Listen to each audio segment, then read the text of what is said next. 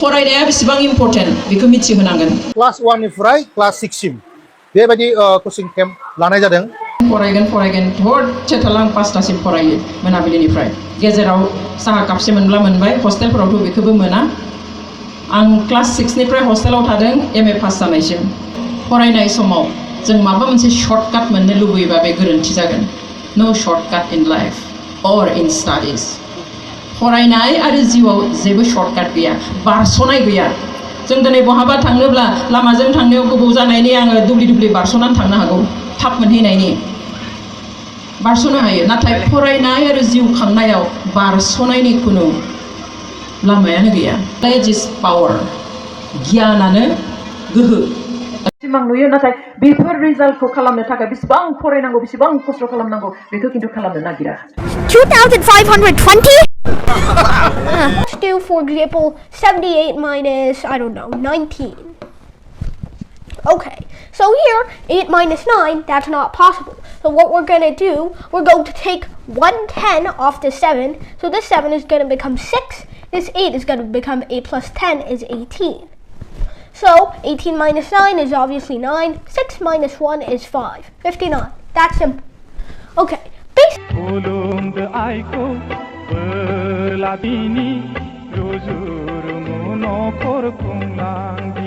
Argentina, la escaloneta ya llegó. Martínez, Argentina, la escaloneta ya llegó. Martínez.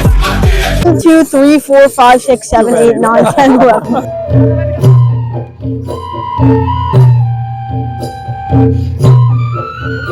1, 2, 3, 4, 5, 6, 7, 8, 9, 10, 12. BTC is focusing on something so important. BTC is focusing on something so important. গরলের খাক না লাগে মুখ লাগে পালে তো মুখ লাগে আমার দুরান ছুরান নাই 그러니까 시브니 खामानिया रायजो बिनाय नङा सिबनि खामानिया डेभेलपमेन्टनि खामानि मावनाय আমার সাহস আছে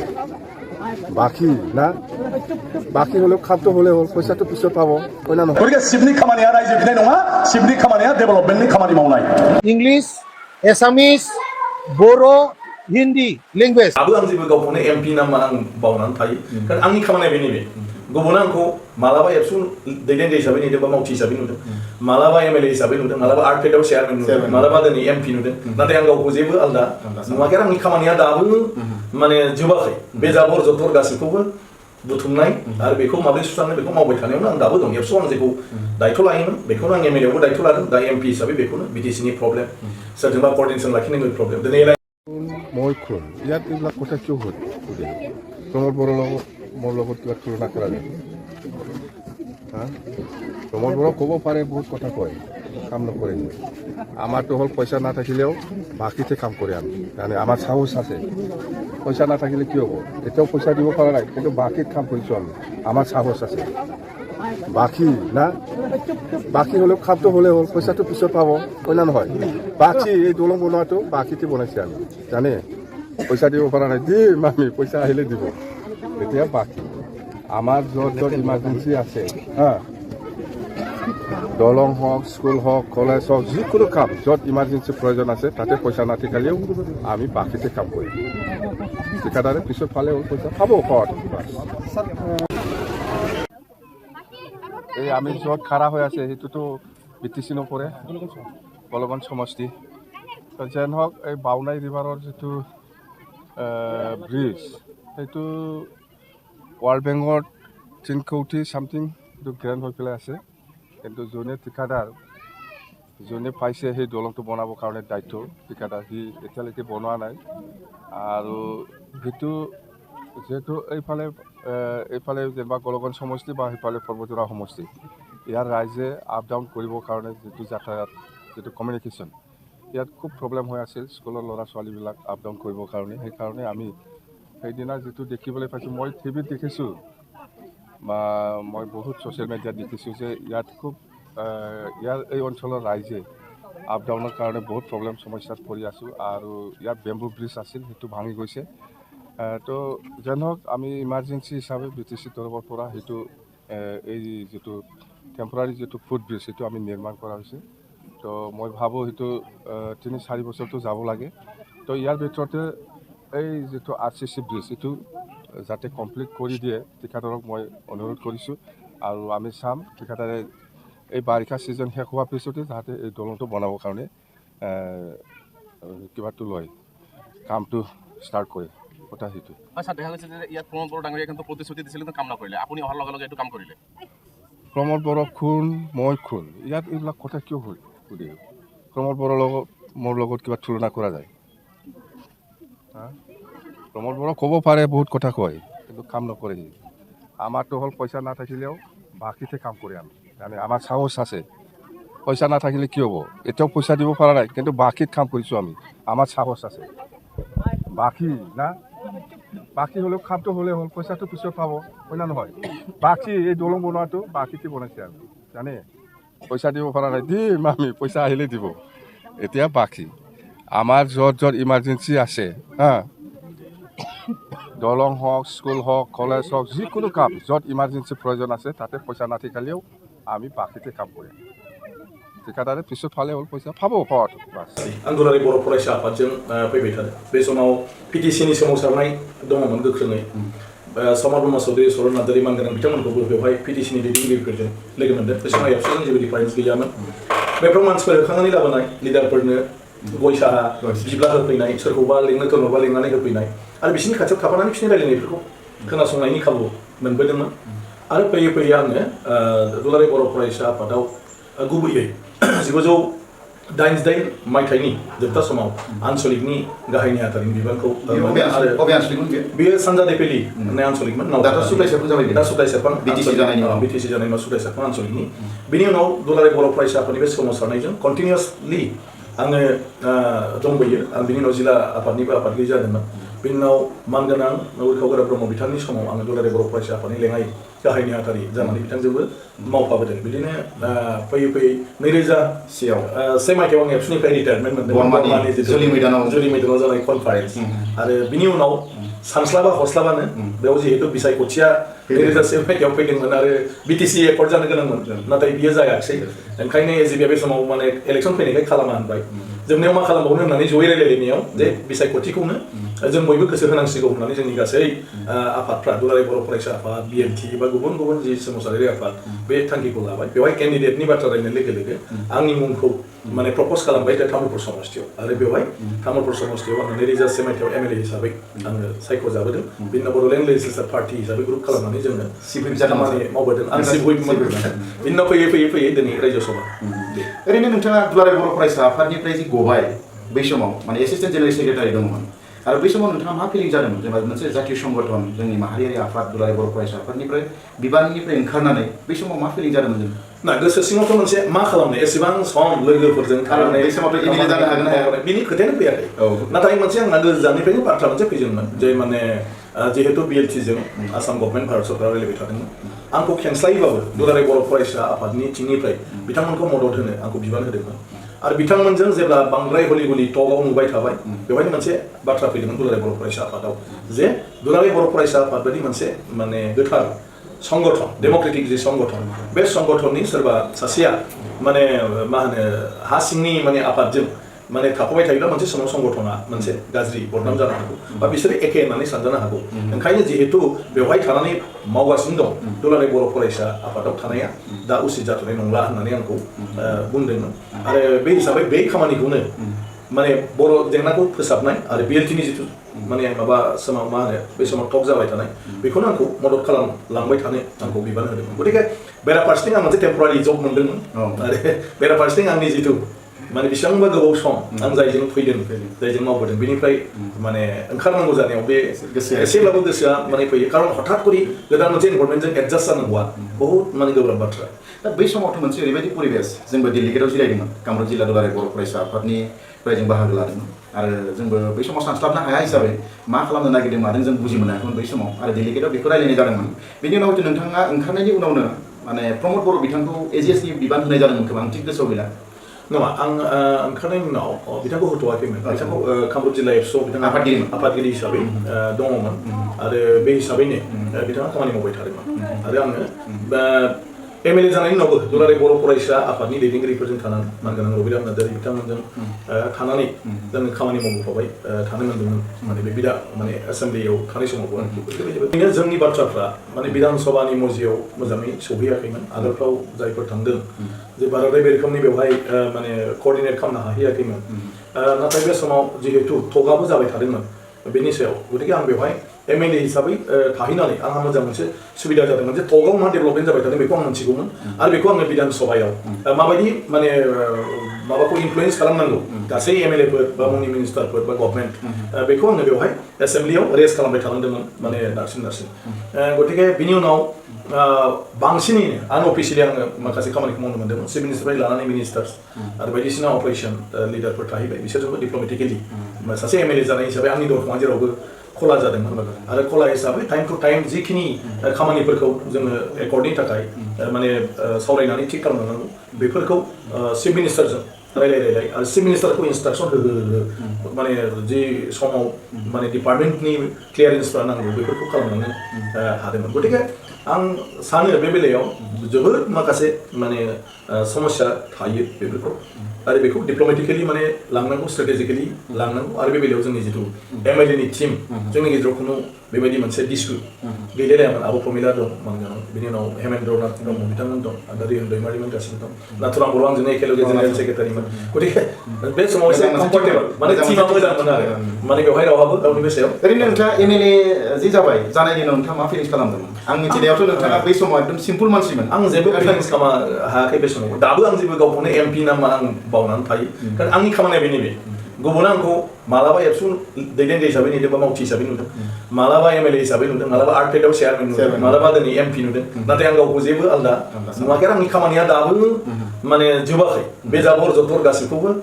बुथुमनाय आरो बेखौ माबोरै सुस्रांनो बेखौ मावबाय थानायावनो आं दाबो दं एबसुआव आं जेखौ दायथ' लायोमोन बेखौनो आं MLAयावबो दायथ' लादों दा MP हिसाबै बेखौनो BTCनि प्रब्लेम सोरजोंबा कर्डिनेसन लाखिनांगौ प्रब्लेम दिनै एलायन्सआव दं गभर्नमेन्ट एलायन्सखौ माबोरैहाय मेनटेन खालामनानै समखौ बारलांनो दिनै रायजो सभानि इलेक्सन बेसेबां जटिलमोन खिन्थु बेखौ दिनै गासैखौबो लासै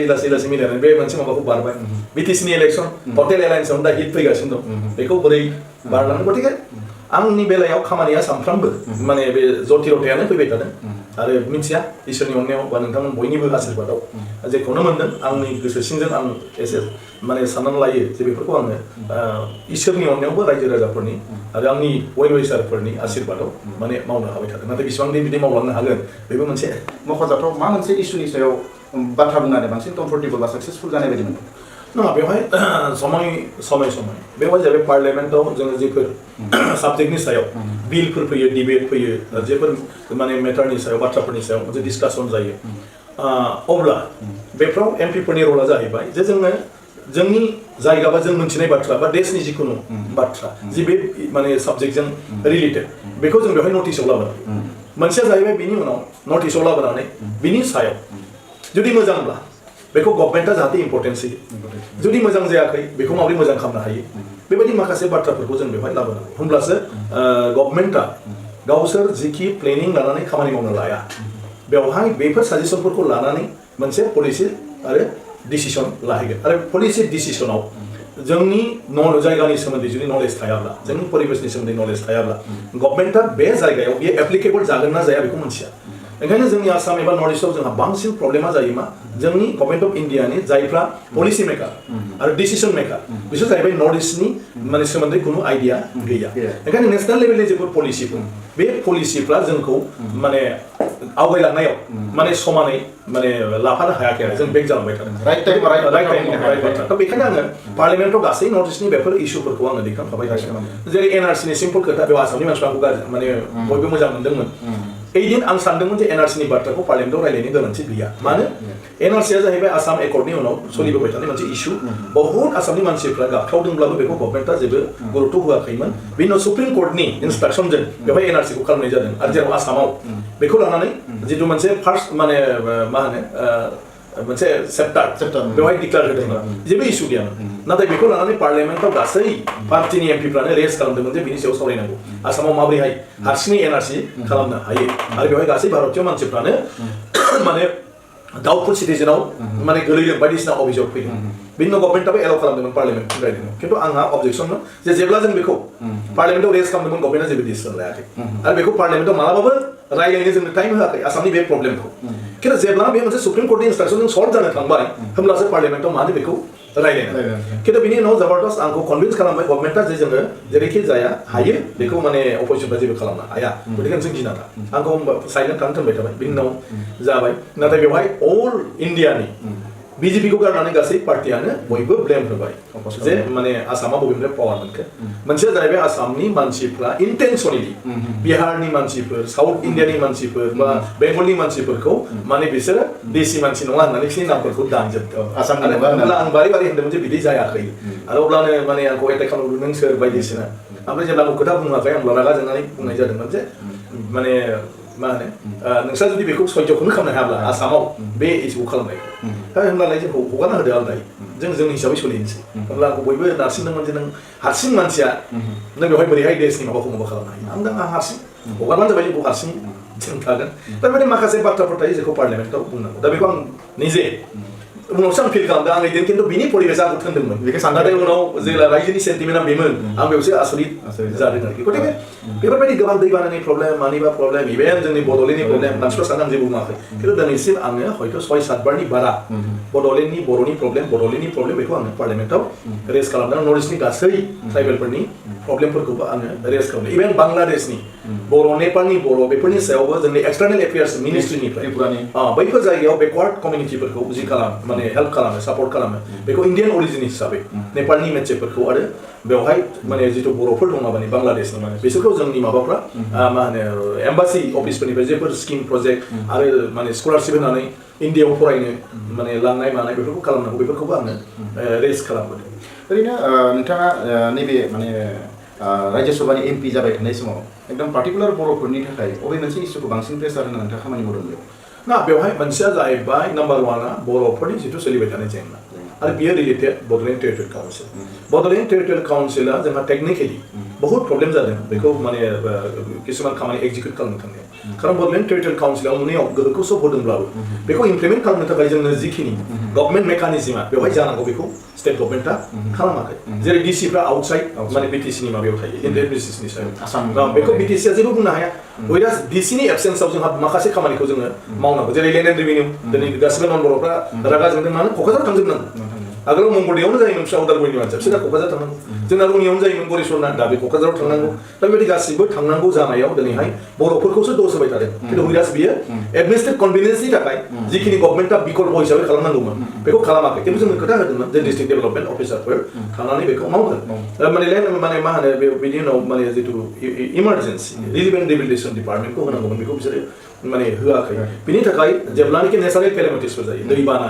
बारहुंखा बा मालाबा कमिउनिटी क्लेश होमबा इमिडियेट जिथु रिलिफनि बेबस्था लानांगौ बिटिसिआव जेबो लानो हायाखै जायनि थाखाय जायफ्रा माने भिक्टिम बिसोर साफार गोनां जादों आरो बिनि थाखाय बिटिसिनि फान्डखौ बाहायोब्ला अडिटआ अबजेक्सन होयो जे नोंसोरो बेवहाय थाखा बाहायनो हाया दा बिनि बादैबो गोबां माखासे बुस्थुफोर दं जायफ्रा दंमोन बेखौ खालामाखै आरो बेवहाय माखासे मेकानिजमनि दरकार दं जे गभर्नमेन्ट अफ इन्डिया बिसोरनि जिथु गाइडलाइन बे गाइडलाइनआव बड'लेण्ड टेरिटरियेल काउन्सिलनि सायाव स्पेसिफिक भाबै बिसोरनि गभर्नमेन्ट सेन्ट्रेल जिथु प्रग्रामफोर दं बे प्रग्रामफ्राव इमप्लिमेन्टेसना काउन्सिलाव बोरै जागोन बे स्पेसिफिक मेनसन गैया गतिके बेफोरखौ आं रेस्ट खालामबाय थादों जायनि थाखाय प्रब्लेम गतिके बेफोर गासिबो बुस्थुआ जानांगौ बे उनाव मानो स्टेट दोनै बिदों बेफोरखौ आं जुक्ति जुक्तता होनानै माने होनदोंमोन गतिके आइदार सेपारेट स्टेटखौ हो आदारवाइज प्रब्लेमखौ सल्भ खालामनानै हो थ' बेफोरनो मेन बाखि आसाम हिसाबै जोंहा जथेस्थ' माने जेंना दं बे बर' होननाल' नङा गासिबो बेवहाय आसाम हिसाबै एसे फ्लाडनि प्रब्लेम बेवहायबो मोजां जोंहा मेकानिजम गैया जोंनि माने माबायाव फ्लाडनि बेलायाव जोंनि माबाफ्रा स्टेट गभर्नमेन्टआबो जोंहा जि मावनांगौ बेखौ मावनो नागिरा जोंनि प्रजेक्टआ जे फुटिमारि प्रटेक्सन जुदि 5 कोटि 7 कोटिनिल' प्रजेक्ट जायोबा फुटिमासनि प्रटेक्सन बोरै जागोन आं होनदों जे बेखौ सेन्ट्रेल गभर्नमेन्टआ टटेल प्रजेक्टखौ सेंसन खालामनानै इयार वाइज फान्डखौ सेंसन हो खिन्थु प्रजेक्टखौ सेंसन खालामनांगौ जे भुटान पाहारनिफ्राय नेशनेल हाइवेसिम बथ साइड प्रटेक्सन जानांगौ नांगौब्ला बेयो 1,000 कोटि प्रजेक्टआनो जायाथों बेबायदि माखासे मेकानिजम बायदिसिनानि सायाव आङो नर्थ इस्टआव जाहाथे सेन्ट्रेलनि गासिबो माने माबाया एप्लिकेबल जायो आरो मोजाङै इमप्लिमेन्टेसन खालामनो हायो बिनि मेकानिजमफ्रा जानांगौ होननानै बेफोरखौनो आङो माने गुबैयै माने नारसिनबाय थानाय जादों आच्चा सार नैबे माने माबाया मा होनना बुङो जे बिटिसि आरो बिटिआरनि खोथायाव एसे मिथियो जोङो बे बिटिसि आरो बिटिआर दा बेवहायथ' गोबां दान्थे बिथेर जादों सिगनेटरिफोरा बुंदों जे बियो मोजां आरो माने हाग्रामा महिलारिया फार्स्ट टाइमाव बुंदोंमोन बे माने मोजां जादों आरो हयতো बिनि सेपारेट स्टेटबो जालांनो हागौ लासैनो बे बाथ्राखौ बुंदोंमोन खिन्थु उनावहाय मा सानखो मिथिया लास्टआव माने बेजों मोजां बुंबाय मोनसेया बुंबाय गाज्रि बुंबाय ओरैनो नोंथाङा एस एमपि हिसाबै जिहेतु सिगनेटरि नोंथाङा नङाब्लाबो बै एकर्ड जानाय समाव नोंथाङा दोङोमोन हिसाबै बा नैबे समाव बे बिटिआरआ बर'फोरनि थाखाय बेसेबां मोजां आरो बेसेबां जोङो बेखौ माने बर'फोरनि थाखाय माने बाहायजानाय मोनसे एकर्ड होनना सानना लानो हागोन नङा बिटिआर आरो बिटिडिखौ लानानै खुनु कन्ट्रोभार्सि जानांगौनि बाथ्रा गैया बिटिआर आरो बिटिडिआ जोंनि एडमिनिस्ट्रेटिभ जिथु माने सेटआप बेखौ खुनु माने जेबो सोलाय सोल' खालामा बेयो जास्ट एरियानि मोनसे नाम जे दिनै बड'लेण्ड टेरिटरियेल काउन्सिल आन्डार 6 शिड्युल बबे एरिया बे जाहैबाय बड'लेण्ड टेरिटरियेल एरियास डिस्ट्रिक्ट जिथु बड'लेण्ड टेरिटरियेलनि जि जिल्लाफोर दं बिनि दा बिटिसिआ बबे बड'लेण्ड टेरिटरियेल रिजन गतिके रिजनानो होन एरियास डिस्ट्रिक्टआनो होन जेबो सोलाय सोल' थाया गतिके आं सानो बिनि बेलायाव ओरैनो माखासे बाथ्राफोरखौ जोङो दान्थे बिदान्थे खालामोब्लाबो रिजाल्टआ जि ओंखारहैगोन बे मोनसेयानो बेखौ लानानै कन्ट्रोभार्सि जोंनाव जालायलायनो नाङा बे मोनसेया जाहैबाय जे दिनै बिटिआर बिटिसि मा जागोन मा जाया आसलते आं आगोलनिफ्राय बुंबाय थादों जे जों बयबो सिरियास जानांगौ जितु भारत संबिधाननि 10थि शिड्युलाव बड'लेण्ड टेरिटरियेल काउन्सिलखौ दानाय जादों बियो अलमस्ट स्टेट रायजो बायदि बियो एनसि हिल्सनि बायदि नङा डिमा हासाव बायदि कार्बि आंलं बायदि नङा मेघालय मिज'रामनि 6 शिड्युलफोर बायदि नङा बेखौ एमेन्डमेन्ट खालामनानै रायजोनो भारत संबिधाननि 7 शिड्युलाव थानाय जेफोर पावारखौ होनाय जादों बे एखे पावारखौ बड'लेण्ड टेरिटरियेल काउन्सिलाव होनाय जादों ओंखायनो बड'लेण्ड टेरिटरियेल काउन्सिलहा दस्रा काउन्सिलाव गैयाब्लाबो जोंहा बिधायनि पावार लेजिस्लेशननि पावार दं जि लेजिस्लेशननि पावारा रुल रेगुलेशन जों खालामनो हायो आरोखि बेवहाय जों दानो हायो दा जेराव जों रुल रेगुलेशन फ्रेम खालामनो हायो बेवहाय नोंहा मालायनि माने सायाव डिपेन्ड खालामनांगौ जेबो गैया दिनै जोंनो गथायनाय जि डिपार्टमेन्टफोर बे डिपार्टमेन्टआव जों जि रोखोमनि इमप्लिमेन्ट खालामनायनि थाखाय सिस्टेम बानायनानै लाया बेखौ आसाम गभर्नमेन्टआ बुंनांगौ जेबो गैया ओंखायनो आं होननो नागिरनाया जाहैबाय बे बिराद गिदिर बेखौ जों माबोरै मोजाङै बाहायनानै जोंनि मोजांनि थाखाय खालामना लानो हायो बेयावसो जों बारा गुरुत्व होनांगौ गतिके दिनै सोरबाया बुंदों जे बिटिआरनि उनाव सेपारेट स्टेट जानाया गोदो नेक्स्ट स्टेपानो बिनि नेक्स्ट स्टेपानो बिटिसिनि नेक्स्ट स्टेपानो सेपारेट स्टेट गतिके बेयाव जेबो गैला नोंनाव बिखा बिख्लो गासैबो दं नङा होमबा गस्लायाबो नों गानगोन सार्टआव मात्र कट गानोबा टाइ सुट गानोबा बे सेपारेट स्टेट जायो दा कटल' गाननांसिगौ माने होम डिपार्टमेन्ट थाब्लानो जुडिसियारि आरो फाइनान्स डिपार्टमेन्ट ओरैनोथ' सार बे माने डिसिएसपिआथ' दा माबा फैबाय नङा होमबा दा डिसिएसपिआ जाहैबाय दा डिसिआ फैबाय ल' एन्ड अर्डार खिनियाव खिन्थु जों बिसोरखौ माबा खालामनो हाया माने इनसिस्ट खालामनो हाया खिन्थु ल' एन्ड अर्डारावबो बिसोर कन्साल्ट खालामगोन गतिके गाज्रि उइदाउट पारमिसन उइदाउट माबा बिसोर एक्जेक्टलि पारमिसन होननानै नङा माने बिसोरो कन्साल्ट गतिके जोंबो बाराद्राय लुगैनाया उचित नङा जोंहा जुदि खायदा बुद्धि थायो जों जुदि मोजां मोनजायो जोंनि मथेनो डिसिएसपिआ सोलिगोन गतिके बेवहायथ' जोंहाबोथ' बुद्धि थानांगोन नों सासे शासक नों सासे राजा बायदि नों राजा बायदि मानसिया जुदि मेनेज खालामनो हायाब्ला नोंनि खुनु नोंनो होनाय खेमथायाबो नोंनि आखायाव थाया गतिके एसपि दं एसपिआबो जों दा माने कन्साल्ट एनि इनसिडेन्ट सिटुएसन जायोबा एसपिखौ जों लेंहरनो हायो आरो जों बेजों रायलायनो हायो आरो रायलायनानै मा खालामनांगौ साजेसन होयोब्ला बिसोर खामालासिनो थानो हाया गतिके बेखिनिया जोंहा दा बारायबाय खिन्थु फुल्लि जों बिसिनि सायाव एसियार लिरनो हाया माने जोंनि कन्ट्रलाव बिसोरो नांथ'वा खिन्थु जोंहाबो दायित्व दं दे स्ट्रेटेजिकेलि बेफोरखौ जों मारैहाय मेकआप खालामनानै लानो आंथ' सानो दिनैनि दिनाव बिसोर जोंनि खोथाखौ बयबो खोनासङो इसेबां बे लेभेलाव जों गैला खिन्थु जों बाराद्राय बेखौ माने लुबैनानै बुंलायबाय थायोबा जोंनि सायाव सन्देह जायो आरो बेफोरावनो माखासे माबा थायो इग' प्रब्लेमफोर थायो आरोखि गतिके सेपारेट स्टेटखौ लानानै आं सानो जोंनि मानसिफ्रा इसेबां बिदि खर' सानो नाङा बे अट'मेटिकेलि जाहैगोन आरो बे नोंनि माने केपासिटिनि सायावसै नों माब्रैहाय आरो एफिसियेन्ट इनएफिसियेन्टनि सायाव नों स्ट्रेटेजि लानांगौना आं होनदों आसामानो सानसे बुंगोन जे बड'लेण्डखौ जों नायनो हाला बिसोरखौ जेबो बेनिफिट गैया रायजानायनि बादै ओरैनो सार दाथ' जिहेतु माने नैबे बिटिसि इलेक्सनखौ माने घोषणा खालामबाय नटिफिकेसन होबाय एप्रिलनि जिहेतु 4 तारिखआव माने 4 खालाराव जागोन ओरैनो नोंथांनि एसेसमेन्टआव नैबे समाव माने बिटिसि सरकारखौ माने सोरखौ दागोन बायदि नाङो ओरैनो गेजेरनि मानसि हिसाबै नोंथाङा नैबे समाव जुदि खालामोब्ला ना आं सानो जे दा बड'लेण्ड टेरिटरियेल काउन्सिलाव जुदि आगोलनि माबाफोरखौ नायोब्ला बिपिएफआनो दाहैगोन मानो बिपिएफआनो दाहैगोन आं होनदों जे दिनैसिम जिहेतु बिटिसि ओनसोलाव गुबुन खुनु हान्जाया जेबो खामानि मावनायनि सुजुगखौनो मोनबोआखै आरो बिपिएफ हान्जानि सिगां बिटिसि ओनसोलाव गुबुन हान्जाया अलरेडि माने एमएलए मन्त्रि बायदिसिना जादोंब्लाबो बिसोर नाथाय गावबा गाव समस्थियावबो जेबो खामानि मावनो हायाखै गतिके गुबुना जेखि बुङा PPF हानजाया दिनैहाय BTC आव लास्ट 15 इयार्सआव बहुत खामानि मावदों बेखौ बयबो मालाया जेखि बुङा खिन्थु हारसिङै रायलायबाबो बेखौ स्वीकार खालामदों खारन दिनैहाय नों नाय जे BTC सुक्तिया जाखांनायनि उनाव BTC दानायनि उनाव BTC नि सेक्रेटारियेटनिफ्राय गोदान डिस्ट्रिक्टफोरखौबो बे BPF हानजानि सरकारानो मावफुंनानै दिनै डिस्ट्रिक्ट हेडक्वार्टार सब डिभिजन जाजोब्बाय BTC आव मोननाय 40टा डिपार्टमेन्टनि अफिसफोरा दिनै एस्टाब्लिश जाजोब्बाय BTC एरियायाव बिनि बादै एकर्डआव जि दं CIT बर' रावखौ HLL सोनाय आरो बेबायदिनो नोङो गुबुन गुबुन माने बिथिङाव जिथु जौगानाय लामा बायदिसिना बेफोरखौ माने BPF-आनो इमप्लिमेन्ट खालामदों आरो बेखौ दिनै बयबो BTC ओनसोलनि रायजोफ्रा एन्जय खालामनो हादों जे लामा BPF-आनो मावदों होननानै माने हाग्रामायाव थागोन खिन्थु सार नैबे जे BTC इलेक्सननि जोङो जुदि माबाखौ नायोब्ला फार्स्ट माने बिथाङा BPF-आ माने 39 मावो माने सिटआवमोन बिनि उनाव एसे खमाय थांनायाव माने थार्ड माने जितु इलेक्सन बेवहाय 19 ल' जादों दा बेखौ नायोबा मानसिफ्रा माने एखमबा बुंनो नागिरो जे माने बेबाराव माने BPF-नि जे सिटफोर बे एसे खमायबावगोन नामा ग्रेजुवेलिथ' बेखौ नायोब्ला बेखौ बुंगोन जायफ्रा एनालाइसिस माने खालामो आरो मोनसे खोथाया जाहैबाय जेब्ला नों दायित्व लानानै खामानि मावो अब्ला विभिन्न धरननि माने बेवहाय अपिनियनफ्रा फैयो आरो मोनसे मोननाय माने गभर्नमेन्ट मोनसे सालायदों गभर्नमेन्टआ जुदि इच्छा खालामो नोंनो होनो हायोमोन नों मोनाखिसै नालाय जे इन्टेन्सलि नोंनो होआखै नों खुद्रियो दा पार्टियावबो जोंहा बेनो थायो जे जोंहा पार्टियाव जायफोर मावबोनाय 15 इयार्सआव बिसोरबो हिसाब निकास खालामा जे बेसेबां आं खालामनो हायाखै रायजोफ्राबो मा मोनदों मा मोनाखै मोजां जाबाय थादों होमब्लाबो एसेथ' हिसाब निकास खालामनानै सानो जे बिनिख्रुइ साबसिन खिजानि माबा जाबावलाय खोमा बेबायदि इन्टेलिजेन्सिया थायो आरो ग्रेजुवेलि खमायबोदों खिन्थु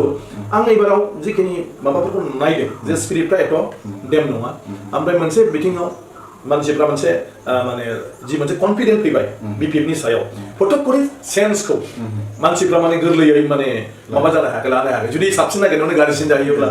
खारन गुबुन हान्जाफ्रा जायफ्रा जि खोथा बुंदों बिसोर जेबो खालामनो हायाखै दिनै नोङो BJP-नि बाथ्राखौनो बुं बेयाव दिनै MP फैदों मिनिस्टार फैदों सब फैदों नाथाय बिसोरो माब्लाबाबो BTC-नि बेलायाव बेवहाय फान्ड नांगौ माबा प्रब्लेम जादों प्रजेक्ट फैनांगौ होननानै एसेम्बलि बा पार्लियामेन्टआव खुनुदिन बिसोरो बुंफेराखै होमबा बिसोरनो BTC-नि मानसिया माने बिसोरनि खोथा मथे सोलिदों बेराफारसेथिं UPPL-नि बाथ्राया जोंहा फैबाय थादों गतिके UPPL-नि बेलायावथ' आगोलनिफ्राय एखेलगेनो जुजिबोबाय थायाखै होनबा गतिके दाबो बेनो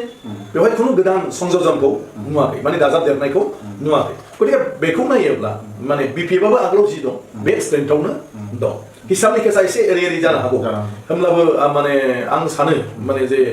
BPF-नि फारसेनो रायजोफ्रा दाबो दं आरो बेखौ नोंसोर बांसिन फिल्डआव नुगोन जे सिङाव मा दं मा गैया खोथाया जाहैबाय एथ' बोसोरनि मोनसे कनफिडेन्स दा ओरैनो जोङो माने SM निउसनिफ्राय 40टा समष्टियाव जों एसे सार्भे खालामबाय थादों दा बे सार्भे खालामनायाव नुदों जे नैबे UPPL हान्जानि जायफोर दैदेनगिरिफोरमोन दा नोंथाङा जितु बुंबाय एखे मानसिफ्रानो एखे खामानिखौ मावदों होननानै खिन्थु बै समाव बिथांमोना एसे थुलमुल खामानिखौ मावोमोन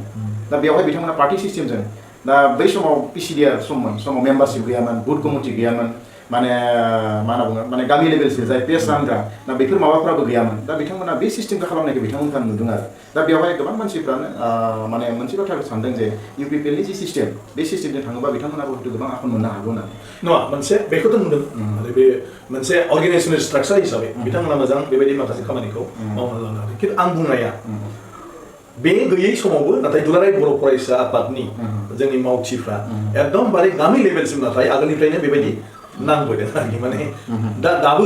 दुलाराय बर' फरायसा आफादनिफ्राय जायफ्रा गुंगनाय बिथांमोना गासैबो बे एखे खामानिखौनो मावबाय थादों आं होननाया जाहैबाय UPPL-नि जिथु सक्ति बे आगोलाव दाबो बेनो दं खिन्थु आं होनदों बिनि गेजेरावबो BPF-आबो मोनसे सक्ति आरो दिनैबो जेरावबो थाङोब्ला बेखौ नुगासिनो आं बे बेलायाव होनदों जे सोरनाबा प्रग्रेस जागोन एसे एनै आरोखि खिन्थु बिदि होननानै BPF-नादि गाज्रि जागोन बेखौबो नुनो थाङाखै आरो आं मोनसे खोथाखौ होननाया जे जि BPF-आ घात प्रतिघात बिभिन्न समाव रायजोनि खाथियाव दिनै थानानै मावबोबाय आरो माखासे दिनै एभिडेन्स दं बेखौ मानसिफ्रा थाबैनो एथ' माबा नेवसिनो हाया गतिके बे बेलायाव आं सानो आरोखि जे BPF-आनो जोंनो फैगोन हाग्रामा महिलारि बिथांनि दैदेन नेक्स्ट माने आरो बिथांखौनो रायजोफ्रा लुबैयो ब्रैथि खेबनि थाखाय बिथांमोना हयथ' सरकार दानायनि दा बाथ्राया जाबाय मा ओरैनो जोङो माने नैबे बाथ्राखौ सानबाय थायो जे माने नगेस्वरनियानि बाथ्रा दा नगेस्वरनियानि जे माने बिथांनि गोहो नैबे BTD-आव नोंथांनि नोजोराव बिथांनि गोहोआ माबायदि दा बिथाङाथ' 40टा समष्टियाव केन्डिडेट होगोन खिन्थु आनफर्चुनेटलि मैया बिथांमोनाबो मोननै ग्रुप माने फेक्सन जाफिनबाय ज' जादोंमोन बिथांमोना गरेस्वराव बिनि उनाव आरो गावस्रानानै बिथांमोना आरो माने केन्डिडेटसा बिथांमोना आरोबाव माने फोसावबाय दा बेवहाय नगेस्वरनिया 40टा समष्टियाव होयोब्ला बेवहाय BPF बा UPPL बा जों माबायदि बेवहाय माने माबा जागोन माने माबायदि बेवहाय प्रभाब गोलैगोन आं सानदों जे माने UPPL-आ जेनि बायरायाव बिराद मोनसे प्रसार नाथाय ग्राउन्डआव इसेबां स्ट्रं नङा आरो इलेक्शना डिपेन्ड खालामो जे माने माबानि सायाव मा होनो लकेल बे सिचुएसननि सायाव लकसभा इलेक्सन पार्लियामेन्टआव खोथा बुंनांगौ बेवहाय डेभेलपमेन्टनि बाराद्राय कनसार्न थाया गतिके रायजोआ बेखौ बाराद्राय हिसाब लाया एमएलए इलेक्सन बेफोरखौ आसामनि गुबुन गुबुन जायगायाव खूब इम्पर्टेन्ट होयो कारण बे लकेल एमएलए सायाव टटेल डिपेन्ड खालामो बिटिसि आव एमएलए इलेक्सन खूब बारा नाथाय काउन्सिल इलेक्सना जाहैबाय फिसा फिसा समस्ति एलेका ओंखायनो बे फिसा फिसा जायगायाव डाइरेक्टलि बे जायगानि लिडारफोरजों बे जायगानि माने प्रतिनिधिफोरजों पाब्लिकआ क्ल'सआव थायो गतिके क्ल'सआव थानायखाय बै जितु नोंनि माने रिजन वाइज इशु बे बारा जाय एफेक्ट खालामा दा सासे बर' अनाबर'निख्रुइ आंजों थाफाबाय थानाय अनाबर' ड्राइभार अनाबर' आरजि मावग्रा न'खरजों नांजाबनाय आंनि अनाबर' बे आंखौ फोथायसिनो ना फोथायसिना गतिके बे बिथिङाव भटआ माने बै जायगायाव माने जायखौ फोथायो बिनि सायाव थांगोन खिन्थु बै नों जितु इशु खालामदों जातिनि नामाव बेवहाय बे भटफ्रा थांजोबा आरो ओंखायनो नब कुमार सर्नियानि लकसभाया आलादा आरो दा काउन्सिला आलादा बरन्स लकसभायाव बियो এইবাराव माने फ्राय माने माबासो मा होनो 2 लाखसो भट बियो माइनास जादों आरोखि गतिके 2 लाखसो भट माइनास आरो दा बेहा इशु गैला दा इशु गैलाब्ला होनब्ला माने बबेखौ लानानै आरो बे अनाबर' सोदोबखौ दा बारा बाहायनो हायाखै बरन्स बियो होनबाय दा बड' एकर्ड इमप्लिमेन्टेसननि थाखाय खामानि मावो बड' एकर्ड इमप्लिमेन्टेसननि थाखाय नों खामानिखौ मावसिगोनबा नोंजों मानो थानो बिनिख्रुइ बर'जों थागोन माने साबसिन आं सानो ओंखायनो बाराद्राय बे जाया ओमफ्राय मोनसेया जाहैबाय जे बेवहाय जिहेतु कंग्रेस होगोन बिजेपिबो होगोन गतिके डेफिनेटलि बिजेपि कंग्रेस बेफोरो गुबुनारिफोरनि भटखौ बिसोरो बयबो मोनगोन नाथाय आं सानो बे खेबाव बर' भटआ मोननैयावनो थागोन इउपिपिएल नङाबा बिपिएफ गतिके बे आरो दस्रायाव थाङा नाथाय गुबुन भटआ बिजेपिआबो खम नङा बिसोरबो बोगोन नब कुमार सर्नियाबो बोगोन कंग्रेसआबो बोगोन आरो दाथ' जोंहा जगेश कलितानि अनाबर' सुरक्षा समिति जेबो बोआबाबोथ' 2000 भट बोगोन अबराबो गावबायदों अबराबो गावबागाव गतिके राजनितिया एसेबां गोरलै जानानै थायाखै जटिल जानानै दं गतिके बेफोरखौ नायोब्ला माने माबा नङा खिन्थु बुंनोबो हाया आচ্ছা सार बे माने माबाया मा होनना बुङो जे नैबे बिजेपि आरो एजिपि बा बिपिएफ जों एलायन्स दंमोन खिन्थु बिजेपिआ जिहेतु 40टा समस्तियाव माने गावसोर केन्डिडेट माने घोषणा खालामनायनि बाथ्रा बुंबाय बा होनायनि बाथ्रा बुंबाय बेवहाय बिपिएफ माबाफोर एफेक्ट जादों ना जेबो जाया बेखौ जों अलरेडि रायलायखाबाय जे 40टा बिसोर होनदोंब्लाबो मोनफा मोननै बबावबा जुदि अटेम्प्ट थायोब्ला बेयाव होनाय नङा आरो जोंनिफ्रायबो बबाव होब्लाबो माने बारा लाब गैया मा गैया बिदियाव माने जों जिहेतु हगारलायनो हायो जुजिलायबाय थायाजासे गतिके बेबायदि सन्माननि खाथिराव मोनफा मोननै हगारलायनायनि जोंनाव बे अलरेडि जाबाय अदेबानि बिसोरनि माखासे गाहाय थाखोनि दैदेनगिरिफ्रा माने बे बाथ्राफोरखौ बुंलायबाय थादोंब्लाबो बिपिएफ एजिपि आरो बिजेपिनि एलायन्सआव जेबो बेबायदि जाहैया माने बेवहाय जोङो स्ट्रेटेजिकेलिसो बे इलेक्सनखौ जिहेतु गेलेनांगौ बारहोनांगौ दा नोङो अबा बिपिएफ नों हगारबाय होनबाय जेन'बा जुदि गासैबो बिजेपिआ मालायनाव जइन जाहैबा मा जानांगौ गतिके आं सानो बे एसेबां खति खालामा हानांगौसो आं ओंखायनो आगोलनिफ्राय बुंबाय थादों राजनितियाव जेसेनो ओंखारो एसेनो मोजां माने गाज्रि भटआ डिभाइड जायो गतिके जों बेखौ पजिटिभाव लादों बिजेपिनि जेबो जेरावबो होनो नागिरदों जों बेखौ नेगेटिभाव लायाखै जों बेखौ पजिटिभाव लादों आচ্ছা सार बे समाव जों गोबां खोथा रायलायबाय नोंथाङा जोंनो गोबां सम होबाय दा बे समाव नोंथाङा लास्ट कुइसन जोंनि बर' हारिनि जे लाइमोनफोरा दा गोबां आन्दायनानै दङ बा गोबां खामानि बिथांमोना मोनाखै गुबुन गुबुन जायगायाव थांगासिनो दङ दा बिथांमोननि थाखाय नोंथाङा माबाफोर बोसोन बा साजेसन बेबायदि होनो नागिरो नामा ना आं सानो बे बेलायाव जोङो दा जथुमनांगौ सालायनांगौ दं दा जिहेतु सोमावसारनाय गैथ'ला रेकर्डबो जाबाय आरो गभर्नमेन्टआ जोंनि प्रति मोनसे मोजां माबाखौ देखायदों आरो जोङो गोबां माखासे बे एकर्डनि गेजेरजों बेफोरबायदि माने सेल्फ एमप्लयमेन्ट आरो इक'नमि एडुकेसन बेफोर बिथिङाव डेभेलप खालामनायनि जोंनि एसुरेन्स होदों दा बेफोरखौ जों खालामनांसिगौ ओंखायनो बे बेलायाव जोंनि बर'नि सानसुमै दैदेनगिरि आरो जायफ्रा दा फरायसाफोर दं जों बयबो जिरायलायनानै जों बयबो दा थांखि लानांगौ जे जों बबाव खालामनो दा गरेस्वरखौ जों मोनसे सेन्टार हिसाबै डेभेलप खालामनांगौ गरेस्वरनि खाथि खाला बे गासै एलेकानि जाखांबोनाय जे सेंग्रा सिख्लाफोर स्टुडेन्टसफोर बिसोरनि थाखाय जों माबायदि माखासे फेसिलिटि खालामनो हायोब्ला बिसोर जायगायावनो सेल्फ एमप्लयमेन्ट जानो हायो आरो बेफोरनि नलेजखौ बिसोर बेवहायनो लानो हायो जों जाहैबाय दा जायगाखौ मोजां मोननांगौ जायगायाव खामानि मावनो मोजां मोननांगौ दिनै जोंनिफ्रायनो नोङो लांजोबनानै मालाया बेफार खालामनायजों जाहैगासिनो जों नङा बेफारिया दा बेसेबां अन्थाइ बाला लांनानै गुवाहाटियाव दैलाङाव फाननानै जाबाय थायो खिन्थु अन्थाइ बालाया जोंनि नाथाय बेखौ फानग्राया जों नङा जोंहा बे गेटआव माने हमथानानै खालि मिटिं फाथिनायनि खस्थ' खालामग्राया मेला खुंनायनि फैसा लाखिनायल' दा बेवहाय जोंनि गथ' गथायखौ जों बोरै एंगेज खालामो दा बिटिसि गभर्नमेन्ट जों जुदि बेफोरखौ प्लेनिं खालामनानै जोंनि इयुथफोरखौनो जोङो जुदि बेखौ सालायनायनि थाखाय माबा मोनसे फाइनान्सियेल बेंकआव जुदि सापर्ट खालामनानै होयो बिसोर जुदि गारि घोड़ा लायो बिसोर जुदि जिसिपि लायो बिसोरनो जुदि जोङो माने सुजुगखौ होयो होनब्ला बिसोरजों लोगोसे 100 जन सेंग्राफ्रा बेवहाय माखासे माबाखौ मोना होनबा दा बेबायदि जोंहा माखासे बहुत रिसोर्स दं बे रिसोर्सफोरखौ जोङो बोरै बाहायनो आरो बेवहाय जोंनि मानसिखौनो जों बोरैहाय एंगेज खालामनाय गतिके डेफिनेटलि माने बेखौ जोंहा हायो आरो जों बेखौ खालामनांगौ आरो आं एबार गावनि जे पार्सनेल लादों आं दस्रायाव नङाब्लाबो आंनि गामियावनो थानानै आं मा खालामनो हायो गामिनि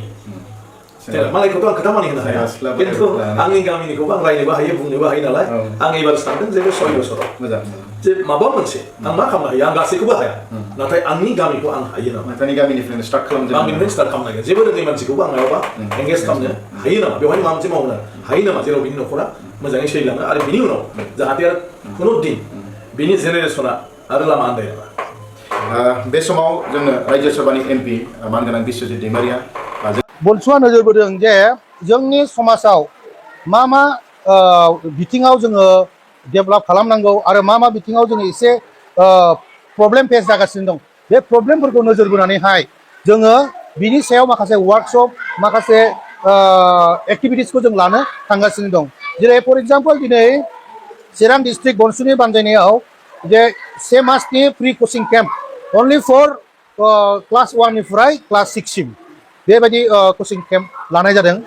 दा आरो मोनसे जों लाबावगोन नैबे जाबाय कन्टिनिउ थारमाने सेटारडे क्लासावहाय जोंनाव मा थागोन इंलिश एसामिस बर' हिन्दी लेंगुवेज बे लेंगुवेज क्लास थागोन आरो बेहाय माखासे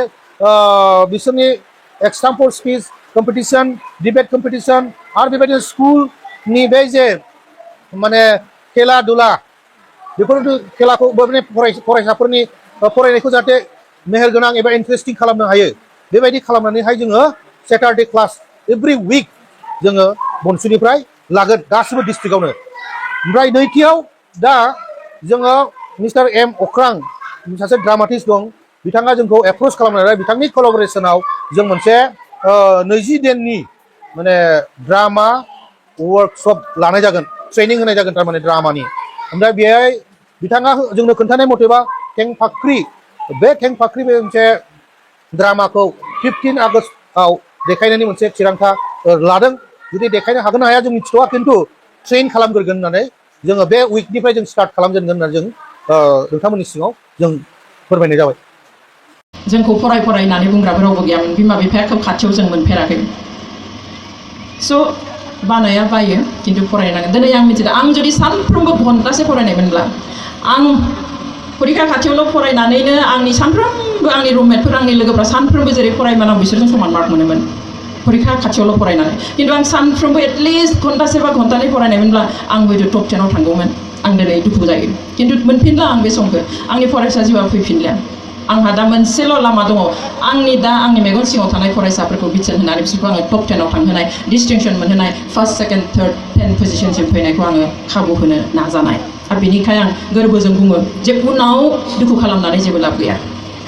उनाव उन दाहा खालामनानै जेबो लाब गैया बेनिखायनो जेब्ला सम दङ फराय रंजानाय समा फैबाय थागोन खिन्थु खस्थ' खालामनाय समा उनाव आरो आं खस्थ' खालामगौमोन बिराद फरायगौमोनब्लाबो जों बेखौ मोननाय नंला बेनिखायनो जिउआव फरायनाय समाव जों माबा मोनसे शर्टकाट मोननो लुबैयोबा बे गोरोन्थि जागोन नो शर्टकाट इन लाइफ अर इन स्टाडिज फरायनाय आरो जिउआव जेबो शर्टकाट गैया बारस'नाय गैया जों दिनै बहाबा थांनोब्ला लामाजों थांनायाव गोबाव जानायनि आङो दुब्लि बारस'नानै थांनो हागौ थाब मोनहैनायनि बारस'नो हायो नाथाय फरायनाय आरो जिउ खांनायाव बारस'नायनि खुनु लामायानो गैया इउ हाव टु डु हार्ड वर्क खस्थ' खालामथारनांगोन मावनो नांथारगोन संग्राम खालामथारनांगोन फरायथारनांगोन अब्लासो रिजाल्टआ मोजां जागोन दिनै फरायनायनि खोथा बुङोब्ला बेवहाय मोनथाम फेक्टर ज' जानानै थायो दिनै जोंनाव बेयाव टपिक मोनसे होदों माइ एजुकेशन एन्ड माइ future yes it is my education and माइ फिउचार माइ लाइफ आंनि जिउ आंनि फिउचार आंनि इयुन माने आंनि जिउ आंनि इयुनखौ दानाया आंनि जिउखौ दानाया बे आंनि आखायावनो थायो आंनि सोलोंथाइनिफ्राय आं बेखौ दानो हायो दिनै बयबो मिन्थिगौ मोनसे बाथ्रा दं नेलसन मान्डेलाया बुंनाय बाथ्रा एजुकेशन इज दा मा होनदों बयनिख्रुइबो गोबौसिन हाथियार द मोस्ट पावारफुल वेपन अफ द वर्ल्ड सोलोंथाइया बुहुमनि मादाव बयनिख्रुइबो गोबौसिन गोख्रोंसिन गोहोगोरासिन हाथियार होनदों अब्ला बेसेबां गोहोगोरा जानो हागौ आरो मोनसे दङ बे जाबाय knowledge is power गियानानो गोहो एबा पावार स' जों सोर लुबैया बेखौ बुहुमनि बिथोराव बयनिख्रुइबो गोबौसिन गोख्रोंसिन गोरासिन हाथियारखौ सोर मोननो लुबैया द मोस्ट पावारफुल वेपन बेखौ लानो हायोब्ला जोंखौ रावबो थगायनो हाया जोंखौ रावबो फोलानो हाया जोंखौ रावबो नाख्रेबनो हाया जोंखौ रावबो नासयनो हानाय नङा जोंखौ रावबो फोथायखेबस खालामनो हाया दिनै जों मानो थगायजायो दिनै जों उनाव मानो दं दिनै जों सोलोंथाइ मोननायनि उनावबो मानो गुबुनजों फोलाजायो because we are not acquiring that powerful weapon जों बे गोहोगोरा सोलोंथाइखौ जों मोननो हायाखै दिनै दुलाराय बर' फरायसा आफादा सानफ्रोमबो मोनसे खोथा बुंदों जे क्वालिटि एजुकेशन लानानै गेरेमसा हारि दानाय क्वालिटि एजुकेशनखौ जों माबायदि मोननो हागोन जों दिनै डिग्री मोननो थाखाय फरायब्लानो जाया डिग्रीखौ जोङो कागजाव मोनगोन नाथाय द नलेज द एक्सपिरियेन्स बे गियानखौ जों गाव लानो नाजानो नांगोन फरायनायाव मोनथाम फेक्टरा सासे स्टुडेन्टखौ गोजौआव लाङो बे जाबाय फार्स्ट टीचार फोरोंगिरि सेकेन्डआव बिमा बिफा गार्जेन न'खरनि मानसिफोर आरो थार्डआव गाव फरायसाया गाव फरायनानै जेसेबां गोजौआव थांनो हागोन बेजों फोरोंग्रानिबो लोब्बा थायो फोरोंग्राया फोरोङोब्ला फरायसाया सोलोंनो हागोन आरो फरायसाखौ नोजोर होयोब्ला बिमा बिफाया मोनसे मोजां परिबेस आबहावा होयोब्ला बे गथ'आ गोजौआव थांगोन नाथाय फोरोंगिरि आरो बिमा बिफानिया सेकेन्डारि जायो फार्स्टआ जाबाय फरायसा whether you are willing or not to learn गथ'आ फरायनो सोलोंनो गियान लानो रोंनो गोसो दंना गैया जुदि गैयाब्ला गावनिफ्राय जुदि लुबैनाय हास्थायनाय गैथाराब्ला सासे फरायसाहा बेखौ मास्टारा हाजार फोरों बे हानाय नङा बिमा बिफाया जेसेबां आबहावा हो जेसेबां सुबिदा हो बे जानाय नङा बेनिखायनो गिबियावनो सासे फरायसाया सासे गथ'आ मा खालामनांगोन लुबैनाय थानांगोन सोलोंनो आरो बेखौ अफकर्स न'आवहाय जाय जोनोमगिरि बिमा बिफा बिसोरो मटिभेट खालामनो नांगोन फरायनाया बेसेबां इम्पर्टेन्ट बेखौ मिथिहोनांगोन फरायनो बायोब्ला जेबो जाया बेखौ मिथिहोनांगोन आंनि फिसालायाबो बायो क्लास 9आव दं आंहा फिसालाया क्लासाव थां होनब्ला मालाबा बायो आं बिराद बुजायो आं कचिं क्लास खाथियाव मोनसे जादों आं बेयाव हरदों आं बेबायदि मिटिंफ्राव फैबाथाय फन खालामोब्ला आं थांनो बादों होनहरो दा आं मा खालामनो गोजाननिफ्राय आं सम होनो हाया आंनि गथ'नो खाथियाव थाब्लाबो मालाबा बुङो आं दिनै थाङा मानो ओरैनो थाङि माब्लाय माबाफोर जादों खर' सादों देहाखौ गाज्रि मोनदों लोमजादों अब्ला मानो थाङा ओरैनोबाथ' नों खारग'खाया लोमजादोंबा बुं खर' सादोंबा बुं आं हरा खिन्थु ओरैनो होननानै नों थानो मोना आं ओंखारहोनानै आं दोननानै फैयो बानाया बयनावबो थायो नाथाय बेखौ जोङो मटिभेट खालामनांगोन आं फज'नानै खिन्थायो बेखौ गोबावानो जाथों नांगौब्ला 10 मिनिट फज'नानै जों माबायदि फरायनाय जोंनि आइ आफाया जोंखौ माबायदि खस्थ' खालामनानै फोरोंनाय बेखौ आं खिन्थायो खिन्थाखांनायनि उनाव बे बुङो आं जि गानस्लायनोसै थांसै होनो स' how to motivate our children